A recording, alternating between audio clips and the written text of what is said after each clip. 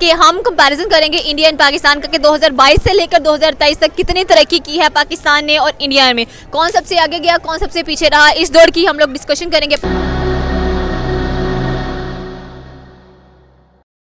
नमस्कार दोस्तों, स्वागत है आप सबका एक बार फिर से हमारे YouTube channel React for Fun में।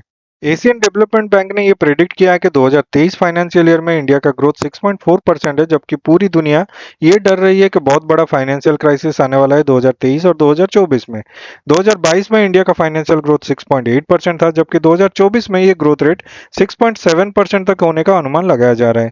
दूसरे साइड पे पाकिस्तान, जो कि अब बहुत बड़े फाइनेंशियल क्राइसिस से गुजर रहा है, वहाँ 2023 का ग्रोथ रेट सिर्फ 0.6% है, जबकि 2022 में ये ग्रोथ रेट 6% होता था और ये अनुमान लगाया जा रहा है कि 2024 में ये ग्रोथ रेट 2% हो सकता है। पाकिस्तान का ये फॉल सिर्फ पॉलिटिकल इंस्टेबिलिटी की वजह से नहीं है, बल्कि बढ़ते हुए टेररिज्म के वजह से भी है। इसके ऊपर पाकिस्तानी पब्लिक का क्या रिएक्शन है, आइए वो देखते हैं। उससे पहले एक रिक्वेस्ट है कि हमारे चैनल को सब्सक्राइब कर दें, वीडियो को लाइक और शेयर करें। पाकिस्तान वर्सेस किस कंट्री की बात, इंडिया, बहुत फ़र्क है। इस वक्त अगर मैं बात करूं पाकिस्तान वर्सेस इंडिया तो कंपैरिजन बनता ही नहीं है, ठीक है, क्योंकि इंडिया पिछले 5-6 सालों से बहुत ज़्यादा उन्होंने प्लानिंग की, उसके ऊपर उन्होंने एग्जीक्यूशन की और बहुत अच्छी प्रोग्रेस के साथ वो मार्केट, वर्ल्ड की मार्केट जो थी, उन्होंने गैप एनालिसिस करने के बाद उस मार्केट को कैप्चर किया।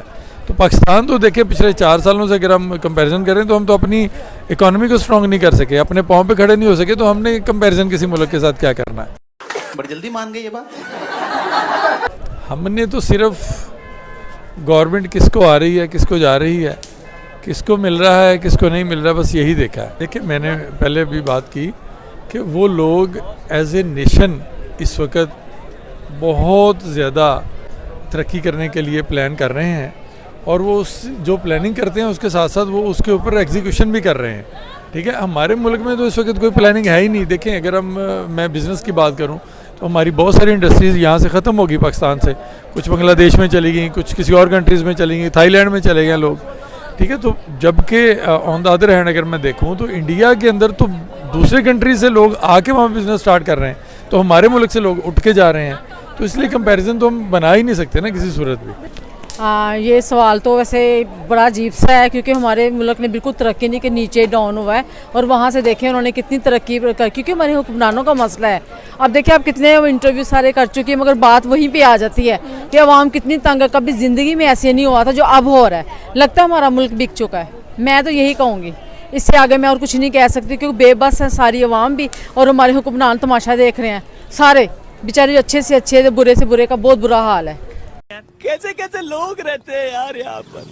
चलो तुमको पागल कुत्ते का गाड़ी उठा के ले जाएगा, बता रहे हैं हम। तो हम पाकिस्तान में रहते हैं, पाकिस्तानी मुसलमान, हम किस चीज़ के हैं, मुझे चीज़ का जवाब बताएं ज़रा।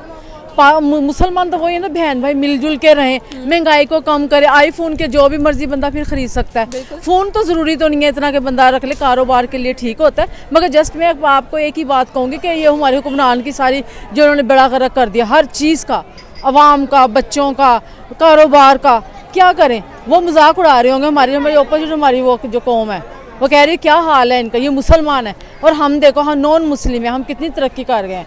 ये चीज़ें जो सी है ना, इंसान को कुछ साइको भी बना रही है। मैं आपको सीधी सी बात करती हूँ, इंसान जो सा ना सोच सोच के वो उसका माइंड एक ही चीज़ दायरे में चल रहा है। महंगाई, कपड़े, खाना पीना, अभी अल्लाह भी चला रहा है, सारा कुछ खुदा चला रहा है।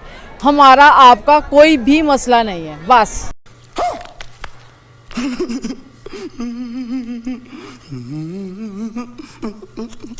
इंडिया ने किया क्योंकि उनकी पॉलिसीज़ अच्छी हैं, उनकी इकोनॉमिक बड़ी स्टेबल कर गई है। पाकिस्तान बहुत पीछे आ गया इकोनॉमी के हिसाब से, बहुत स्ट्रगल कर रहा है इस टाइम। तो पाकिस्तान तो 75 सालों से स्ट्रगल कर रहा है। हाँ, अब ज़्यादा कर रहा है, अब क्राइसिस में आ गया मुल्क। क्राइसिस तो चलते ही रहेंगे, क्योंकि देखा जाए तो हमारी जो हुकूमत है वो स्टेबल नज़र नहीं आती है। इंडियन क्राइसिस की अगर बात की जाए तो वो कभी हमें क्राइसिस में चले नज़र आते भी होंगे, लेकिन जिस तरह से उनकी प्रोग्रेस हुई है, एकदम से वो इतनी हाइप पर चले गए, उसके बारे में क्या कहना चाहते हैं? उनकी गवर्नमेंट सही लेके चल रही है, आवाम को, टैलेंट को आगे लेके चल रही है। यहाँ पे टैलेंट बहुत पीछे रह गया, यहाँ पे कोई पूछने वाले नहीं है, जॉब्स ही नहीं है। वहाँ पे जॉब्स भी सही मिल रही है। वहाँ उनकी अब इलेक्ट्रिक कार भी आ गई है, जो पूरी मर्सिडीज़ उन्होंने लोकली असेंबल की है। यहाँ पे तो जो हो रही थी वो मार्केट भी बंद हो गई है। वो बहुत आगे चले गए, यहाँ बहुत पीछे रह गए हर लिहाज से, वो टेक्नोलॉजी के लिहाज से भी और हर लिहाज से कह लो, इकनॉमी के लिहाज से भी। तो हमने ये तहैया कर लिया कि हमने पीछे ही रहना है, हमने आगे नहीं बढ़ना।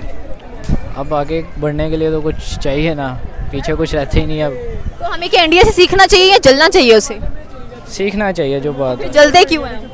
क्योंकि वो शुरू से ही एक माइंडसेट बना हुआ है लोगों का, जो है पाक इंडिया का जो है, उस वजह से क्लैश की वजह से जो माइंडसेट अवाम में है तो वही रहता है। अब वो चेंज नहीं करते, वो जलते हैं हर बात पे। साला चलता है मुझसे मजनू।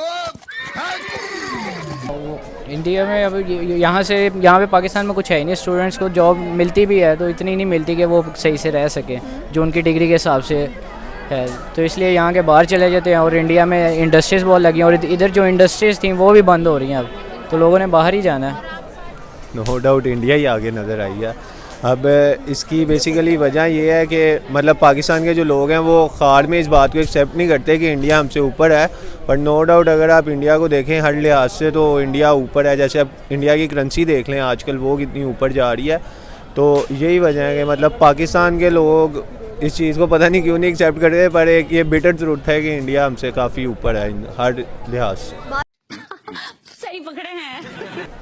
यही चीज़ है क्योंकि वो एक इंडिपेंडेंस के बाद मतलब देखें दोनों मुल्क साथ ही आज़ाद हुए हैं और एसेट भी मतलब सबके साथ ही एक दफ़ा तकसीम हुए हैं, पर ये वजह ऐसी है पाकिस्तान को हुक्मरान कोई भी नहीं प्रॉपर मिला। ये नहीं मैं कहता कि इंडिया की गवर्नमेंट बहुत अच्छी है, उनके भी लोगों का यही है पॉइंट ऑफ व्यू कि हमारी गवर्नमेंट करती नहीं है, पर जाहिर है उनकी गवर्नमेंट कुछ करती है तो वो इतना ऊपर गए हैं ना। ऐसे तो नहीं ना जिस तरह पाकिस्तान है, ये हर मतलब बंदे को अपनी सीट का है कि हमारी सीट बच जाए, सीट बच गए, अवाम का नहीं सोचते। तो जब तक अवाम का नहीं सोचेंगे पाकिस्तान ऐसे ही जाएगा जिस तरह श्रीलंका है, बैंकरप्ट ही होगा। यही बात है ना, ये जो आपने यूथ की बात की है, पाकिस्तान में एक मतलब 14 से 15 साल का लड़का है ना, उसका माइंडसेट ये है कि मैंने अब बाहर जाना है। उसको पता नहीं है कि उसने बाहर जाके करना क्या है, पर उसको ये पता है कि पाकिस्तान में स्कोप नहीं है, मैंने बाहर जाना है। पर अगर पाकिस्तान में भी लोग सही तरह इन्वेस्टमेंट करें ना तो पाकिस्तान में भी बंदा तरक्की कर सकता है, ये चीज़ नहीं है। अब जो वजह है ना, पाकिस्तान में कोई बड़ी कंपनी इन्वेस्ट करने से डरती है। अब जाहिर है अगर आप भी कहीं बिज़नेस स्टार्ट करेंगी अपना, तो आपका भी यही होगा कि यार मैं इन्वेस्ट उधर करूँ जिधर से मुझे आउटकम मिले। तो अगर आपको किसी कंट्री से आउटकम ही नहीं मिल रहा तो पैसे ज़ाया करने वाली बात है। जाहिर है $1 मिलियन की इन्वेस्टमेंट है, कोई भी नहीं करता। अरे बस कर, रुलाएगा क्या?